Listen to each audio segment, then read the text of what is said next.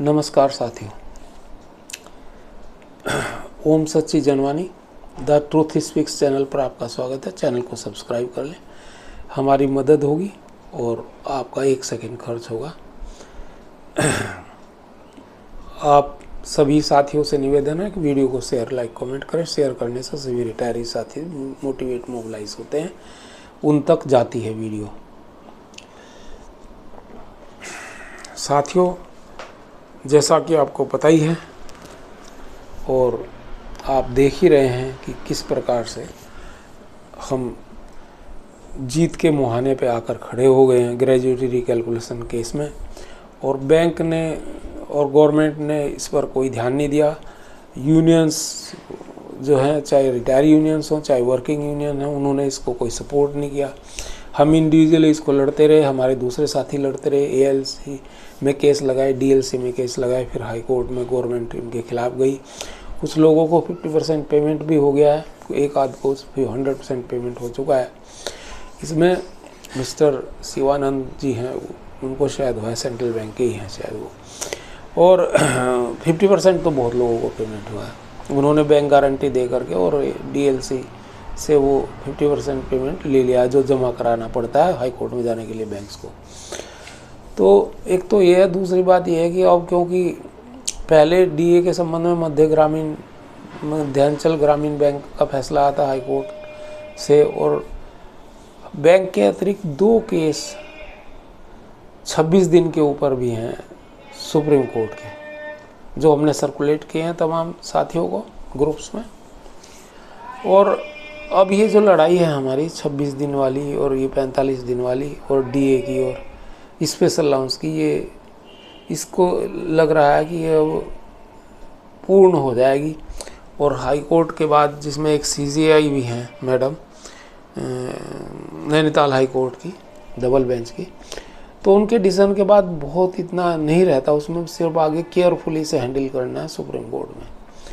और supreme court में हम आज रेस्पोंडेंट है ही, और mister Suresh Singh RRB association, उन्होंने already writ petition supreme court में डायरेक्ट कर रखा है, वो भी एसएलपी में सुना जा रहा है वहाँ।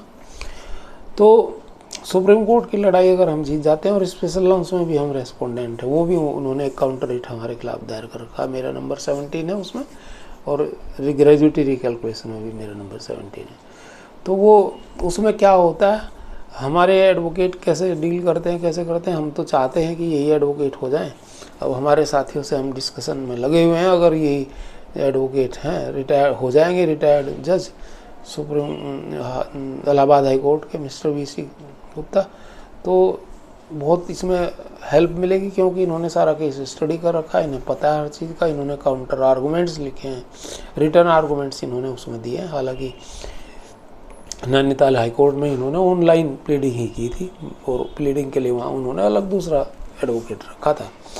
तो मैं अपने साथियों से भी, ग्रुप के साथियों से भी, और अपने श्री कालिया जी और राजेंद्र जी से भी ये अपील कर रहा हूँ, वीडियो के माध्यम से भी और ग्रुप्स में भी मैंने, और पर्सनली भी भेज रखी है, और फ़ोन वगैरह पे भी हम पहले उनसे रिक्वेस्ट कर चुके हैं कि ये इस तरह से जो अपॉर्चुनिटी मिली है, इसे किसी भी तरीके से ये गंवाई ना जाए, और इसको एनकैश कर ले तुरंत। और वहाँ तो उन्होंने 3-4 सीटिंग में ये केस डिसाइड करवा दिया, और 1 महीने में हाई कोर्ट से जजमेंट आ गया। हालांकि केस शायद 1 साल पुराना है उनके यहाँ भी, तो हाँ 23 में शायद लगा था ये केस। मैंने सारा जजमेंट कई बार इसको पढ़ा है, और बहुत ही बढ़िया जजमेंट है और फ्रूटफुल जजमेंट है। तो अब देखते हैं आगे की लड़ाई किस तरह से रहती है, और किस तरह से साथी लोग कोऑपरेट करते हैं, और एडवोकेट्स से हमें क्या मदद मिलती है और क्या मदद हम ले पाते हैं। ये भी एक बात है कि हम मदद कितनी ले पाते हैं और कितना हम इसके लिए तैयार हैं अपने साथियों के साथ। तो ये सारे मुद्दे अभी सामने क्लियर हो जाएंगे, पर ये निश्चित है कि हमने एक बड़ी लड़ाई हाई कोर्ट में जीत ली है। हमारे रिटायरी साथियों ने, जो ई सिंडिकेट बैंक के थे, अब तो सिंडिकेट बैंक मर्ज हो गया कैनरा बैंक में। अब निश्चित रूप से कैनरा बैंक सुप्रीम कोर्ट में जाएगा, क्योंकि बैंक्स में तो पूरी पॉलिसी होती है, बाकायदा ऐसे नहीं होता, पॉलिसी के हिसाब से वो अपने काम करते हैं।